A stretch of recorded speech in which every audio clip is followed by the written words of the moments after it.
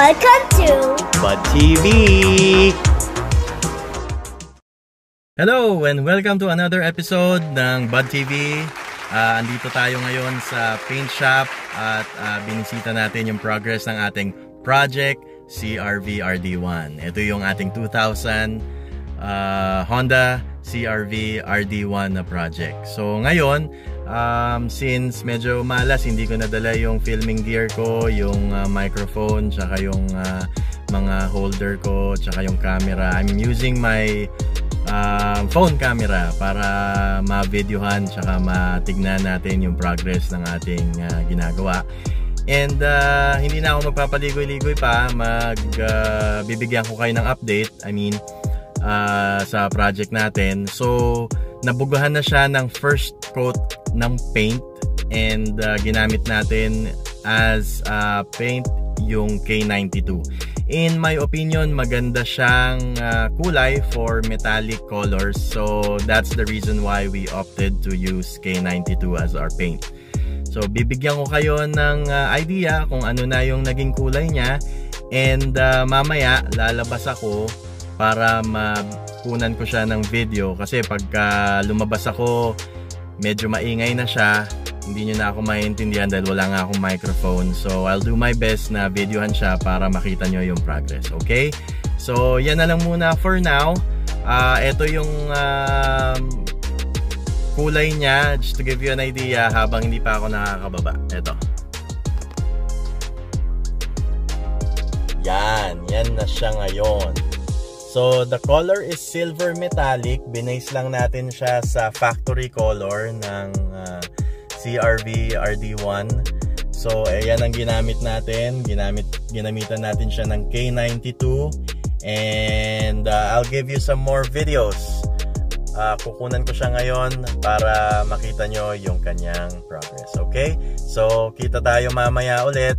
And before I go, wag nyong kakalimutan, and just wanna remind you, if you like this video, please give it a like, mag-comment po kayo, and also it would be a great help to subscribe to our channel to support Bud TV. For those people who have not subscribed yet, sana magustuhan nyo yung build namin. Thank you for giving your time to watch our videos. We will do everything, and we will try our best na maging maganda and informative yung aming channel, lalo na tong build ng CRV namin. So again, thank you. Please don't forget to like, comment, and subscribe. And also, since kung magsusubscribe na rin kayo, don't forget to click the bell icon para you'll get notified on our future videos. Okay? So maraming salamat ulit. Thank you for your support.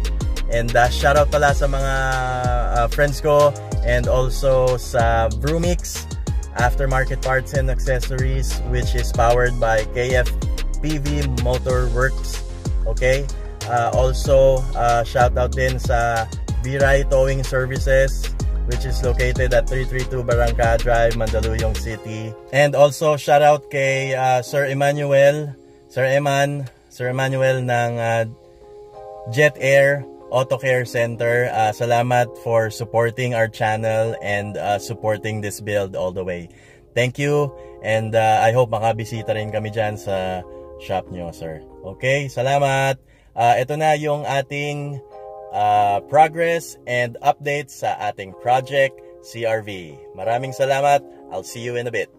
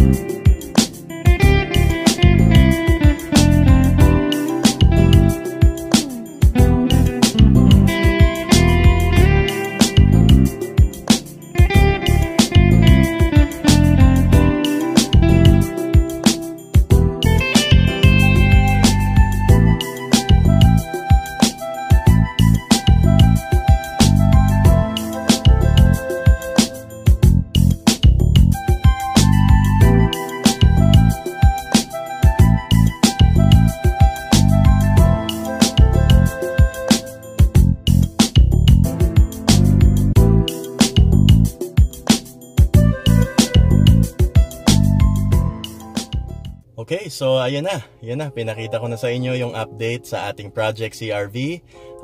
Yan na yung kanyang magiging base color, pero marami pang mangyayari dahil first coat of paint pa lang niya.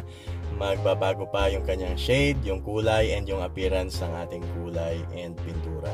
So, subaybayan nyo na lang siya. Be sure to like, comment, and subscribe to our channel. Don't forget to click that bell icon to get notified sa future updates natin about our project. And we will take you step by step sa mga nangyayari dito sa ating project, okay? Ayun, shoutout pala sa Vroomix Aftermarket Parts and Accessories, powered by KFPV Motorworks, and also sa Viray Towing Services.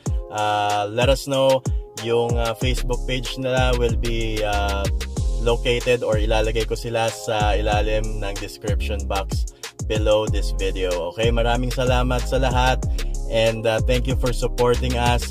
Do not forget to like, comment, and subscribe. Huwag nyo rin kakalimutan na i-click yung bell icon to get notified on our future videos. Again, this is Bud TV. Maraming salamat. I'll see you on the next episode. Bye! Powered by Vroomix Aftermarket Parts and Accessories. Viray Towing Services since 1984. And Jet Air Auto Care Center. Thank you for watching. If you liked the video, give it a thumbs up, comment, and subscribe to our channel. And please don't forget to click the bell icon to get notified on our future videos. So again, this is Bud TV saying bye!